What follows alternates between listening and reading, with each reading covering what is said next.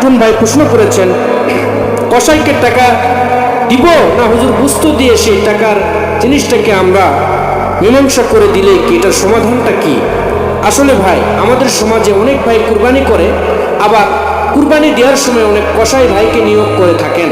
এই কসাই ভাইকে অবশেষে দেখা যায় গোশত তৈরির পরে আমরা কি করি, আমরা তাদেরকে 5 কেজি বা 10 কেজি গোশত হাতে ধরাই দিয়ে কুরবানিটার গোশত যে তৈরি করে নিয়েছি এটার সমাধান আমরা দিয়ে দিই। আসলে না, কোরআন হাদিস এটা সমাধান হলো না। কোরআন হাদিসের আওতায় আপনার এটা কুরবানির সমাধান হলো না। প্রিয় ভাইয়েরা আমার, আপনি এই কসাইয়ের সঙ্গে আপনাকে একটা চুক্তিবদ্ধে আসতে হবে। 2000 বা 3000 বা 5000 টাকার চুক্তিবদ্ধের মধ্যে আসতে হবে।